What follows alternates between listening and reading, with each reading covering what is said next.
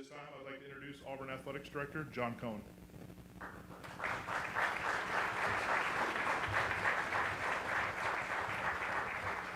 Good morning. We appreciate all of you joining us here on a Tuesday morning. First of all, before I get started, I want to recognize Coach Carnell Williams, who did an incredible job as our interim coach and just did a tremendous job as a leader, not only for our football program, for our university as well. And where's Carnell? Hey.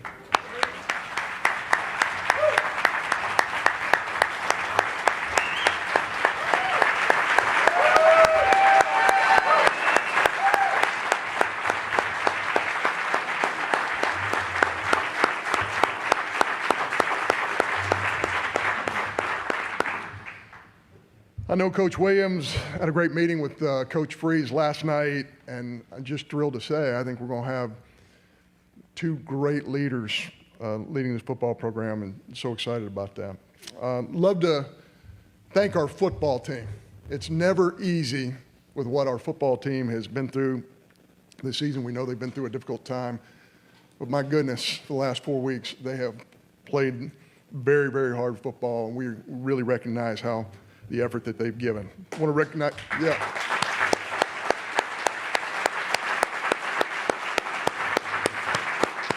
want to recognize Dr. Chris Roberts, who's been incredibly supportive throughout this process as well.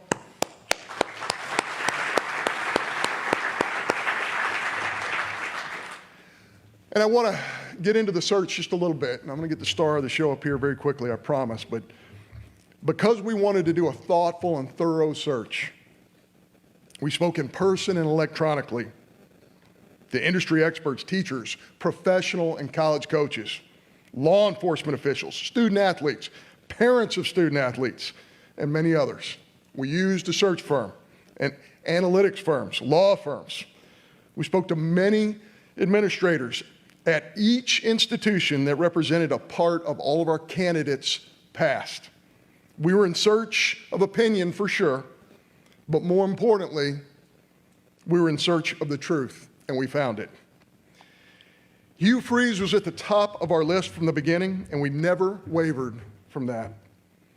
The combination of on-field success, student-athlete development, recruiting at a high level, along with Coach Freeze's personal inventory of his life, his transparency, and his family support were of the utmost importance to us in this process.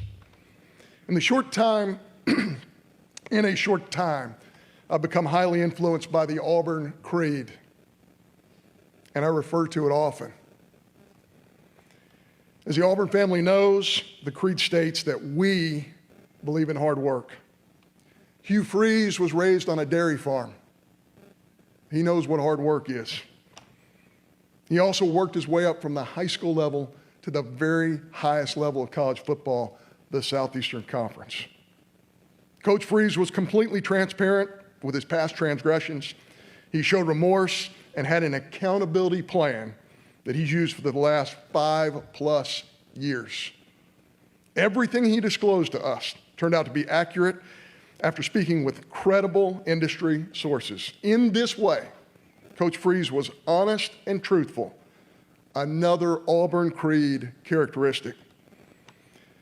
Coach Freeze presented to us a detailed written plan that he has for each of his student athletes and directly involves their future, a preparation for a career after football. In this manner, he displayed a belief in education, another mainstay of the Auburn Creed. Perhaps Coach Freeze's greatest accomplishment is his relationship with his wife, Jill, with whom he has been married for the last 30 years. Jill? Where's Jill? Yes, that's the rock star, Jill Freeze.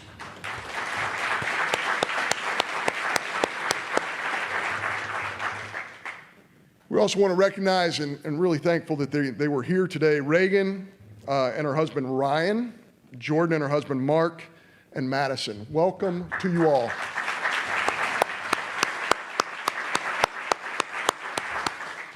And then with that, I would like to introduce to you Auburn's 31st head football coach, Coach Hugh Freeze.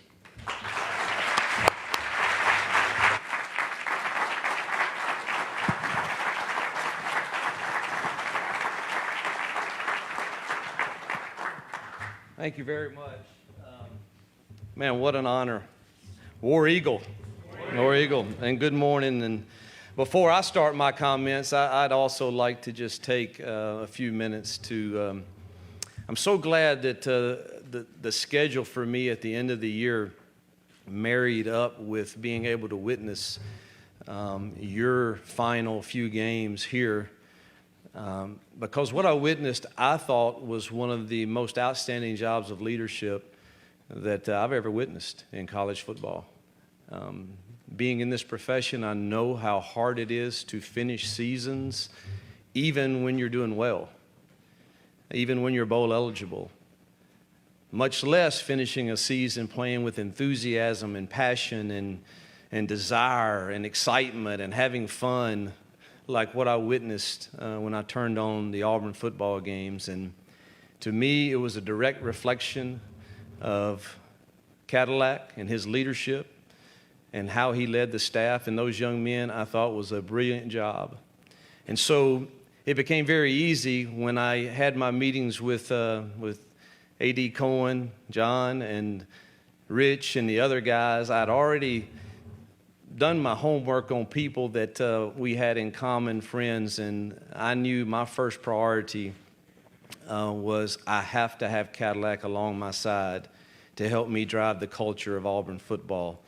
And that meeting last night just solidified everything that I've heard and witnessed, and I went to bed feeling really, really good last night that Cadillac is going to be our associate head coach and running backs coach, and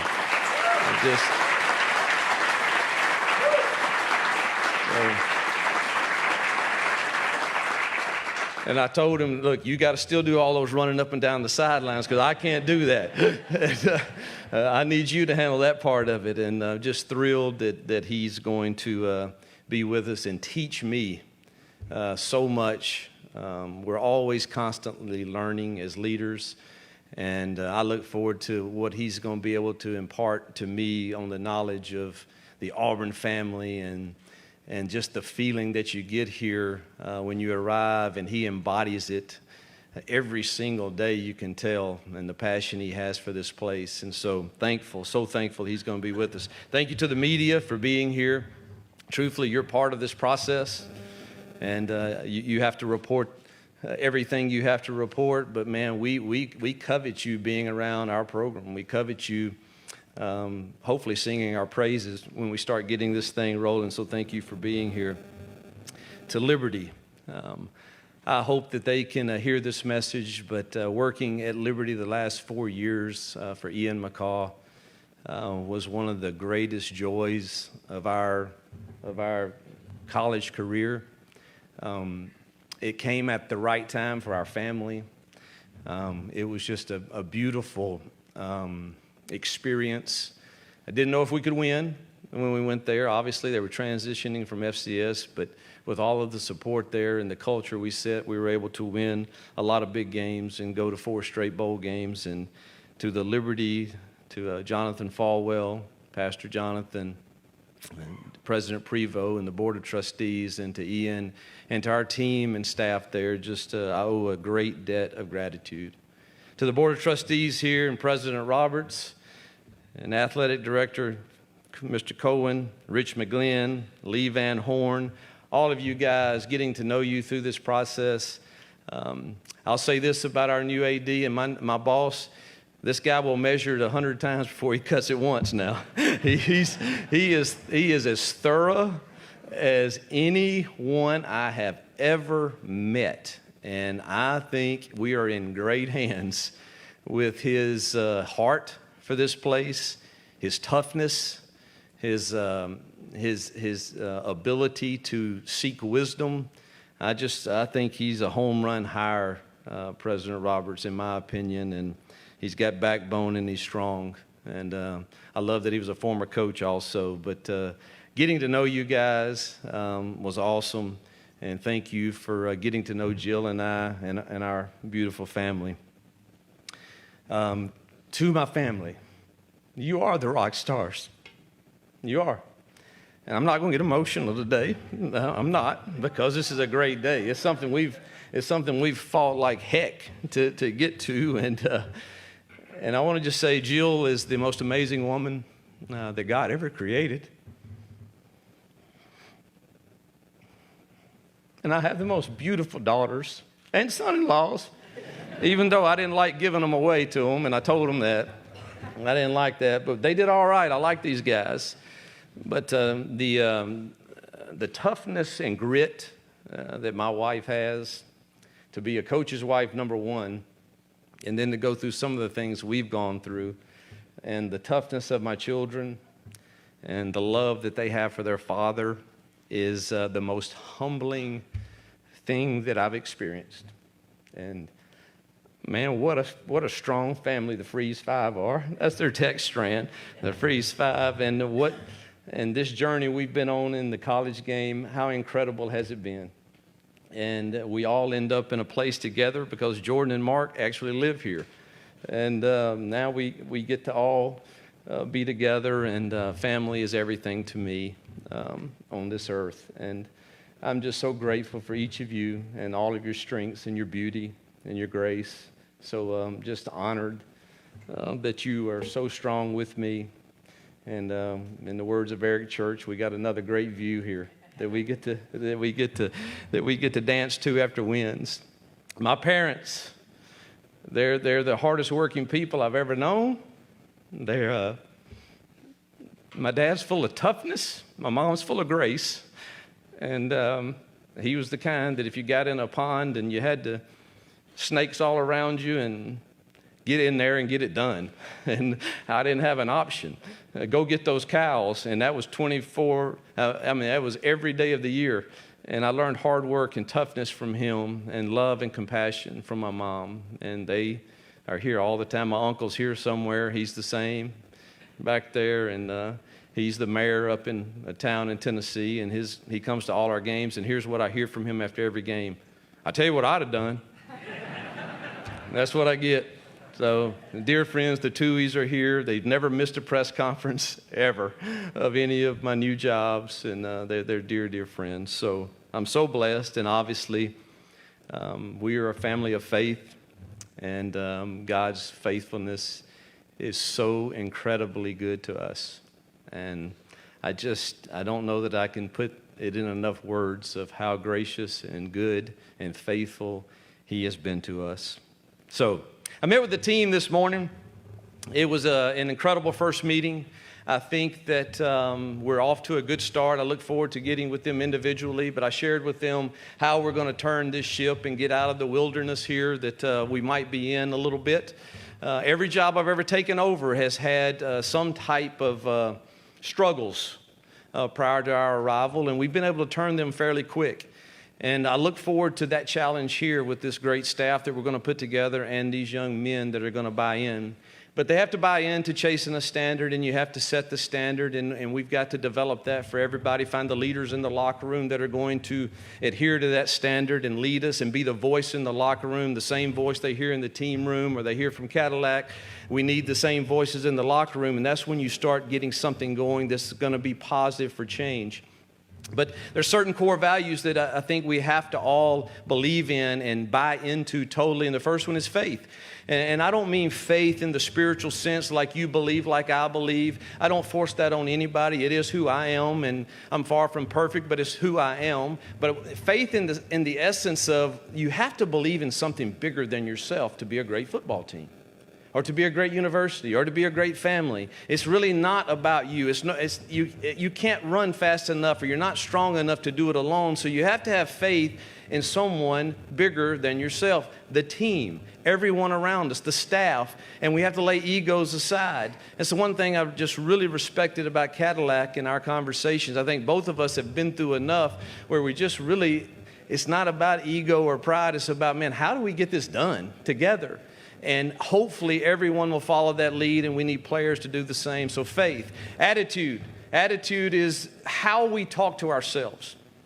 So the Auburn family here and the Auburn players, they've heard enough of what's not right and what's not going right and why we're not winning and what the issues might be and how we're going to select a new head coach and all of those things. They've heard all of those things, but it really doesn't matter what any of those say. It matters what we say to ourselves in that team room. That's what matters. Coach Pearl, I don't know if he's here, but Coach Pearl, the job he's done here, I'm going to be just like Bruce Pearl if I can, except for I'm not taking my shirt off because I don't look as good as he does. But this guy is teaching a master class into how to get people to buy into a culture. And I look forward to spending time with him. He's been an incredible encourager to me through this whole process. And I have no idea how involved he was or not, but I'm just telling you, everybody I would talk to around said, man, Bruce Pearl. And I'm like, hey, Bruce, what's up? You know, and man, he would never say anything other than just encourage, man, just encourage. And so I see why people are so attracted to him. And he wins, obviously. But man, attitude, I guarantee his team talks to themselves differently than whatever the media may say or whatever the outside world may say, the social media world may say about our team. It doesn't matter. It really matters about what we believe about us in the Auburn team room. Mental toughness, we must have it. It's the secret sauce. Very few people have it. It takes tremendous mental toughness to get up every morning, do the right thing with great passion and energy, go to class, go to training table, go to treatment, come to practice, watch film, go back to study hall, go to bed, get up the next day and do it again. It's work. It's work and it's hard. And guess what? Some of those days you get punched in the gut in life and in football. And you have to have the mental toughness to get up the next day and do it again, and do it again, and do it again. And man, I have fought this battle for the last 6 to 7 years of, man, every day. Mental toughness. Get up, do it again. Great passion, great energy. Do it the right way. You don't measure up every day. Neither will our players, neither will our coaches, neither does anyone. And you have to look at your life at the end of the day, and that brings me to our next core value, which is integrity. Integrity is not always getting it right, or none of us would have it. It's really when you don't get it right, what do you do? And you look at the end of the day of the film of your game, the film of your practice, the film of your life, the film of your decisions, and they don't lie. And you have to own that at the end of the day. And guess what? Sometimes there are consequences when you don't get it exactly right. We fumbled the ball 8 times. You're probably not going to win. There's a consequence to that. You made a really poor decision. There may be a consequence to that. And that's okay. It's not great, and there may be consequences. You must accept those consequences. Make the necessary changes, and get up the next day and play the next play. And that's the way we will approach our team, is owning every single day as an individual day. And the more of those days that we win, the more games we're going to win on Saturday. So we have to have a team that buys into having the integrity of a single day and our decisions and our effort and our attitude, everything that can be judged. Love is the next core value. It's the ability to handle inconveniences that come with relationships. When you put a team together of 120 or 125, there are going to be a lot of different cultures, backgrounds, beliefs, issues. Some had father figures, some didn't. And for us to be able to come together as truly a team, we will have to handle the inconveniences that come with the relationships and be tolerant and be great listeners and learn to get to know people and know their heart. And so love. And the last is why, which is you. We need you. We need the fans. We need the Auburn family. We need the staff. We need the players. We need everyone in this building that is involved in our program to buy into our core values, to drive this train, to get it where everyone wants to be. It is all of us that must pull together, the Auburn family. You would notice that those acronyms spells family, and I believe that is what Auburn is all about. So why Auburn for us? I'll tell you, I had great memories here. Won a game here, lost a couple. But I will say, from a visiting coach's perspective, it is one of the most difficult places to play that I have witnessed, and that is due to our great fans and our great student body and everyone involved. I turned on that Texas A&M game. I think we were at 3 wins for that game. I thought I was watching a game that would send you to the SEC championship. Now, I wasn't there. Bruce, there you are. So, Bruce, was it that feeling in the stadium? Because it appeared that way from watching it on TV, and I was just, oh my gosh, look at the passion of this place and these people. And I've had some great memories here, but probably the most memorable thing I've had here was not as a coach, but as a dad. My daughter Jordan went to school here.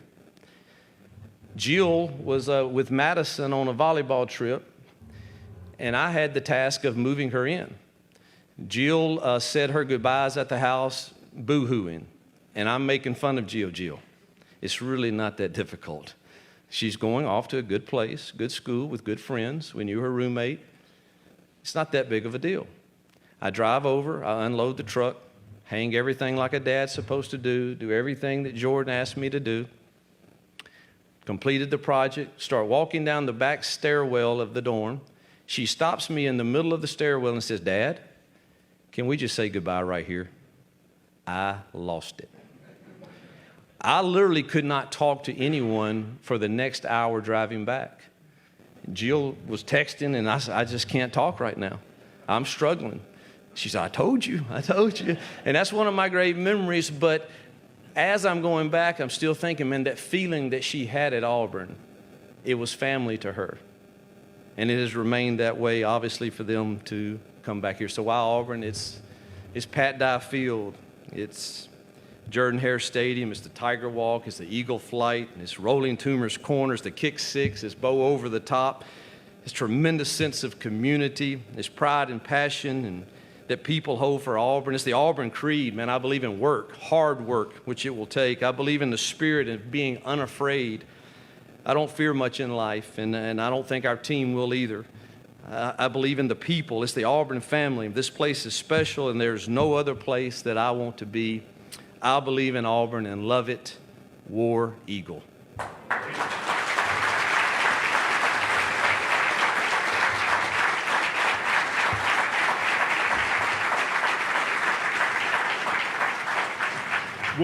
We'll begin our Q&A session. Members of the media, if you'd raise your hand, we'll get to as many of you as we can.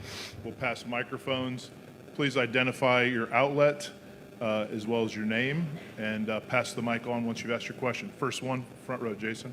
Yeah, Jason Caldwell, Auburn 247. You've referenced Cadillac a bunch already. How valuable is having someone like that in this transition to help everybody involved in moving forward? I think the words I used last night to him, I don't know if I had to plead and beg, I don't know, but I was planning to and went after it, and I think the words were just, you're invaluable. I need your wisdom. I need you to tell me about the players. I need you to tell me about the building. I need you to tell me who is really vital to us really getting this program back to SEC championships. And I think the word I would use is invaluable. I don't know that I can describe it any more than that. Third row.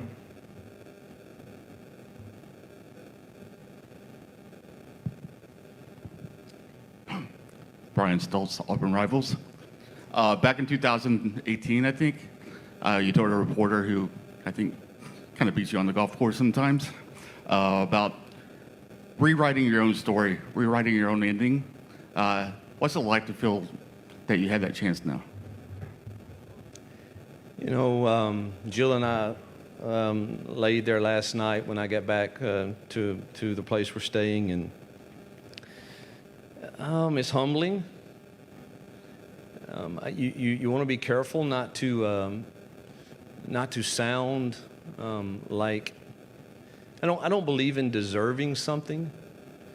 I believe in earning something, and I do believe we fought to earn this, and it's been rocky at times, but you can become overcome with emotion because of truthfully, I feel like, and this is no offense to another school or anything, but I feel like I've leapfrogged where I was at that time by being in this family and this culture here, and I loved my time there. But I see this as one of the top 10 football programs in the nation, and I believe that. And so I don't want to get emotional. We had that cry last night, so we've celebrated that. And you know, I don't know if rewriting the story is exactly the right word, but it's going to make for a good ending.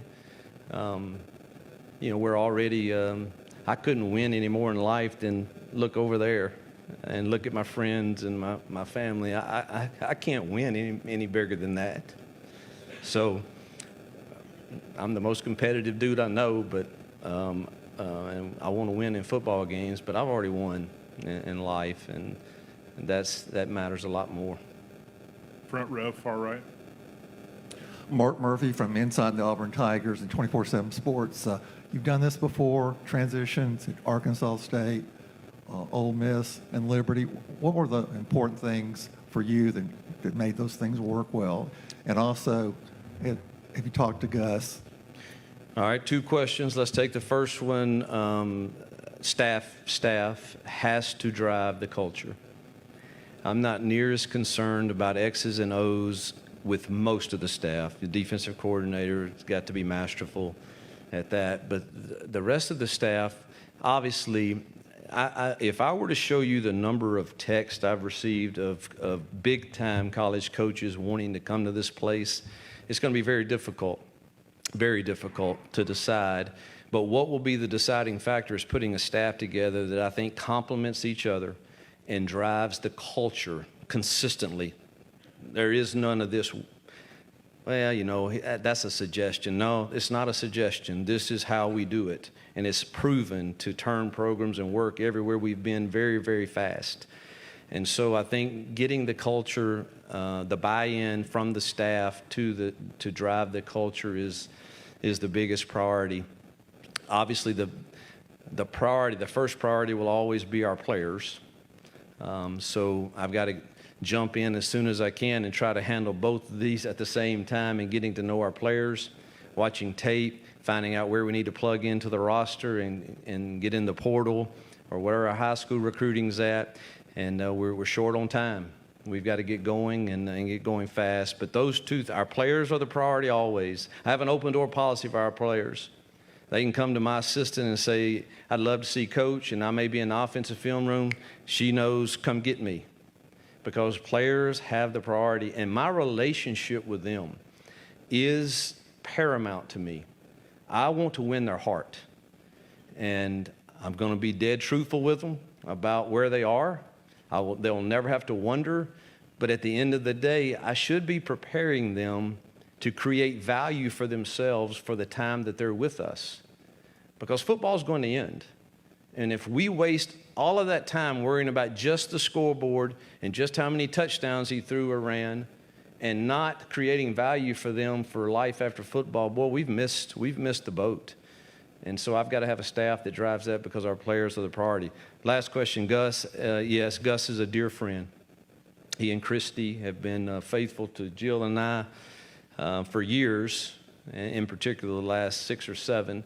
And I think he's one of a great human being, a dear friend, loyal, strong. Just think so much of Gus and Christy. We're going to stay on the front row in the middle. Ryan Hennessy, NBC 13, WVTM in Birmingham. You look at the building you're in right now, brand new facility. I can see the smile on your face. One of the best, if not the best, in the country for college football. The game day atmosphere is second to none. How far away is this program from getting back to that national championship form that the 2010 time was? And I wish I could say. I haven't had a chance to even evaluate our roster yet.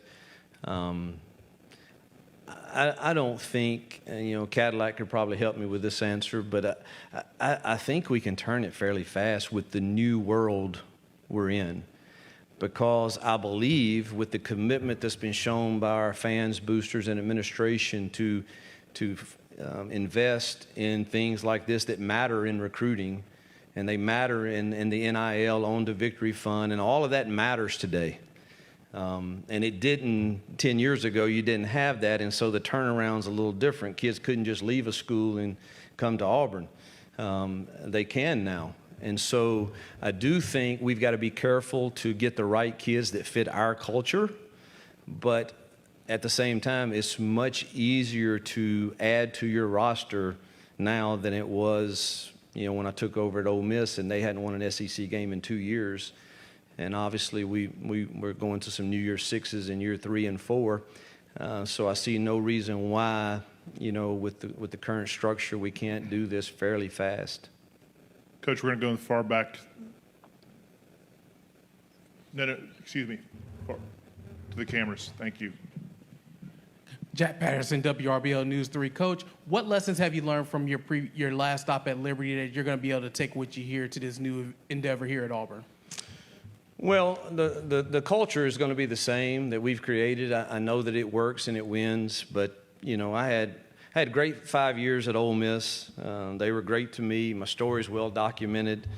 I let some people down, a lot of people down, and I'm very sorry for that at the end of that. But I've spent the last 6 years trying to earn the respect and trust of my family, teams, administrations, everyone that was around me. And, that's the lesson I probably learned, is just keep working to earn people's trust. And when they get to know you, man, a lot of that comes when they get to know you, if they just give you the chance to earn that trust. And I'm thankful for Liberty, obviously letting me earn that. And I think they would say, man, the guy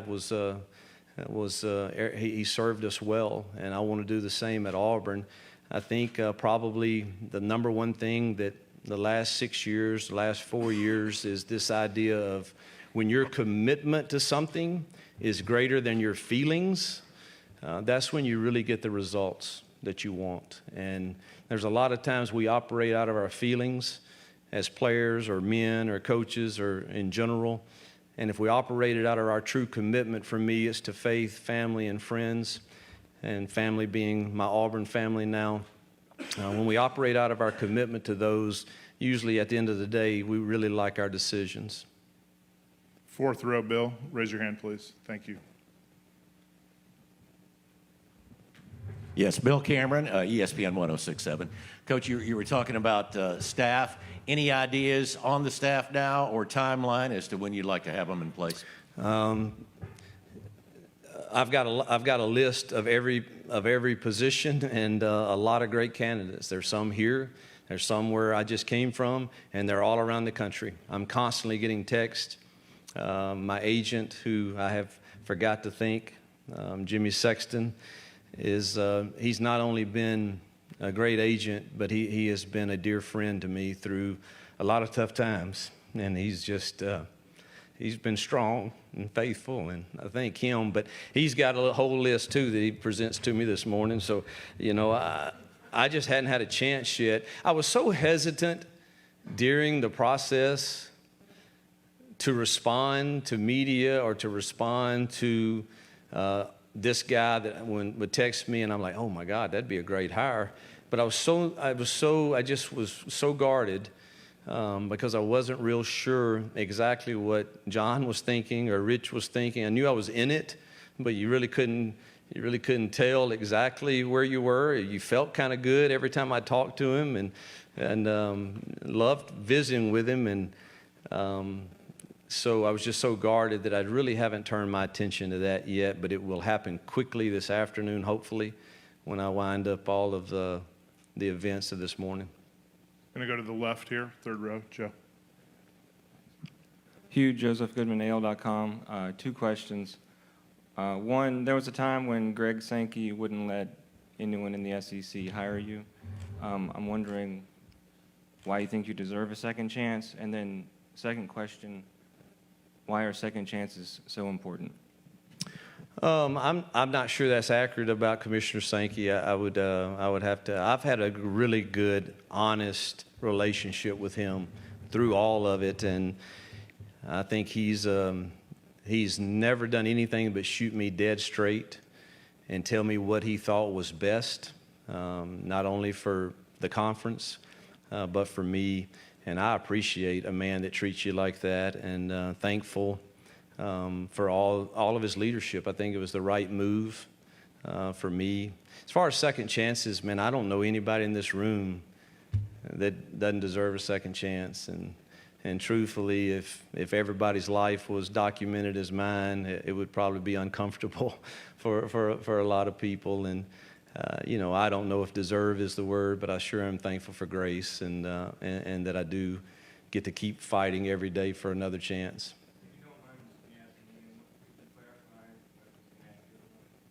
Inaccurate about? Well, I've never been told that by Commissioner Sankey, so I'm not sure that's accurate. I believe I had chances to get into the league as an offensive coordinator, and I chose to go to Liberty as the head coach. So I'm pretty confident of that.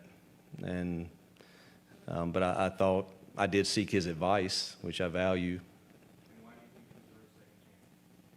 I just said I think everyone deserves a second chance, and I think we fought to earn people's trust back, and we'll continue to do that. We're going to go to the middle. Michael, raise your hand, please. Thank you.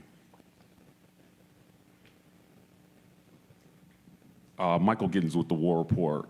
Coach, you as an offensive head coach, I know you're going to hire an offensive coordinator, but do you have an idea if you plan to call plays this year? And also, second part, what is your strategy for utilizing the portal? Auburn is going to have some attrition at different positions. Yeah. Question one, I've called the plays my whole career. I honestly, sitting here today, am contemplating if maybe in the new world of rebuilding the Auburn football team and the work that's going to take to capture the players and recruit, maybe I should get some help in that. And really what kind of spurred it on, truthfully, is some of the text I've gotten. And I've watched them, and I'm like, wow, they're really good at what they do. And probably better than me. And I think I'm pretty good at it, but I'm honest. And when I watch some of their games, I think I could really help them with their red zone, and they could really help us with everything else. And so I'm wide open right now and looking forward to having some of those discussions with these candidates. Your second question was the portal. I think year one, portal will be a big priority.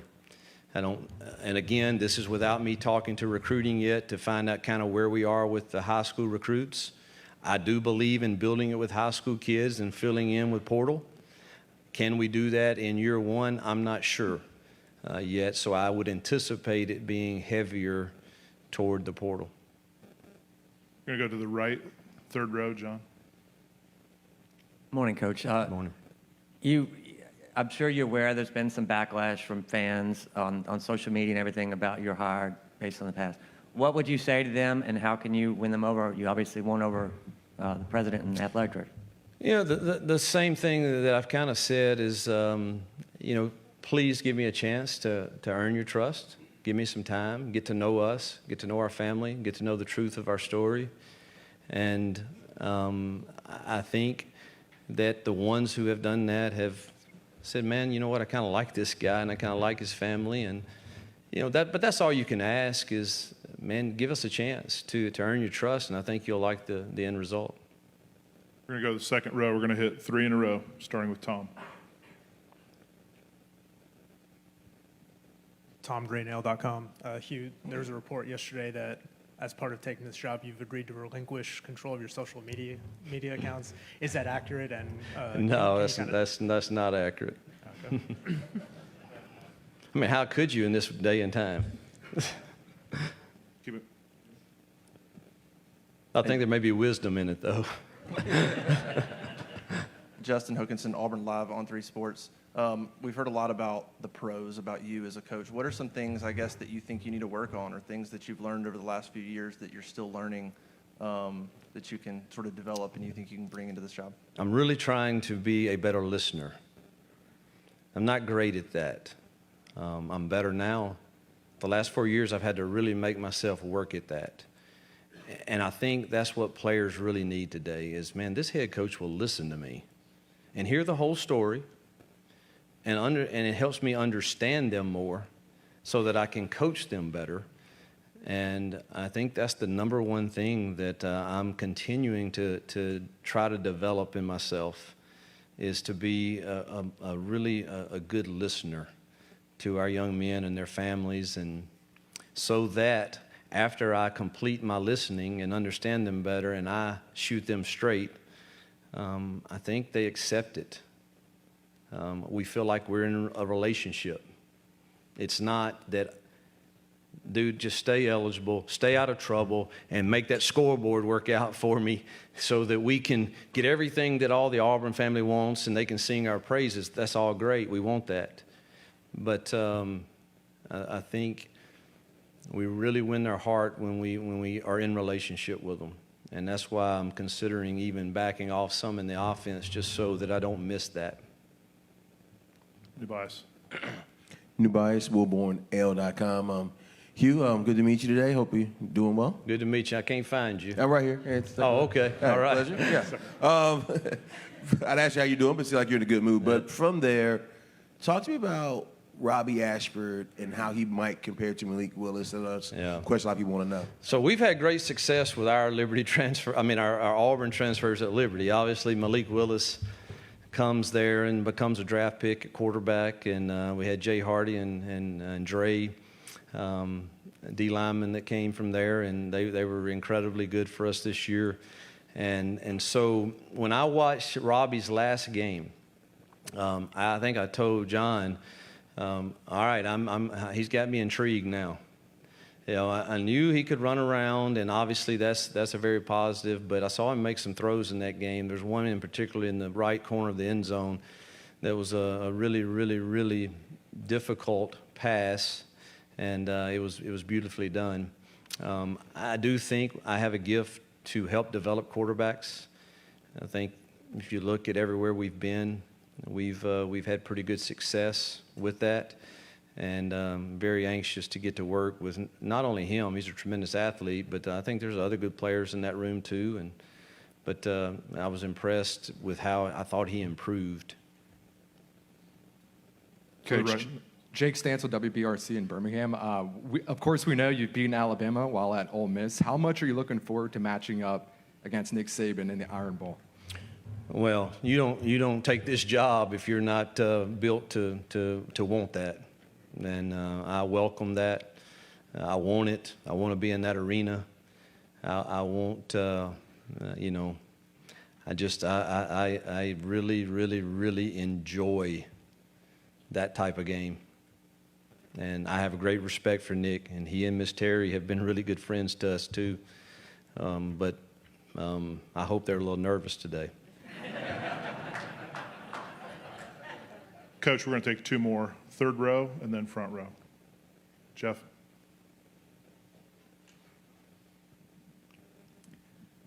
Hi, Coach. I was wondering if, Kirk, is John available to answer a question? No?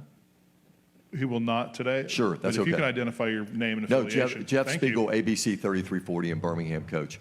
Are you surprised at the backlash that has occurred from all this? And I know you've already addressed like how you're going to handle that, but how difficult of a process do you think that's going to be to win over the entire Auburn fan base? Truthfully, I really don't know the magnitude of backlash because, believe it or not, I just hadn't been on any social media in the last 3 or 4 weeks. I have an account, but somebody else has been running it. But so I really don't know. And look, I've come to grips with everybody doesn't know me, everybody doesn't care to get to know me, and everybody has an opinion, and they're entitled to that. All I would ask is the ones I care about is the Auburn family and the players and the administration and my family. That's the ones that matter, and that's the ones I'm saying take the time to get to know us. And as with anyone, all of us have made a mistake before, and I think how we have handled it as a family and how I've handled it as owning it and moving forward and playing the next play and working to get better and learn from it, that's all I can do. And I'll continue to do that every single day. And what I did was what I did, but it's not who I am. I know that. They know that. And hopefully everyone else will get to know that. But I really can't spend my time worrying about whatever it is that's catching the attention of the backlash. So I just want to move forward and continue to do what I've done the last 6 years and put my hand to the plow and go to work and don't look back. Front row. Hi, Hugh. Rosie Hi. Vangello, WSFA. I know you said that this first year is going to be heavy in the transfer portal, but how would you describe yourself as a recruiter, and when do you think you will start? There's a lot of local talent in the area. Man, I can't wait. I'm begging Rich and those guys to let's finish up our schedule so I can go recruit. Our first day out can be this weekend, and I've got to figure out, but I haven't even talked to see where we are with the high school, but I know it's one of the better years in the local area, and we've got to go make some headway in a hurry. I think I'm really good in recruiting in the living room. I think I'm really good at casting our vision. I think I'm really good at building relationships with them and the significant people in their decision-making process. Auburn is easy to sell. Just come and see. That'll be our message. Come and see. Come and see. Come and get the feel. Come see. And if we get them here, I think it'll be tough to beat us. Coach, thank you for your time. Just a real quick thing, we're going to do a photo op up here with John and Coach Freeze, and then we'll do a photo op with Coach and the family. Thank you so much.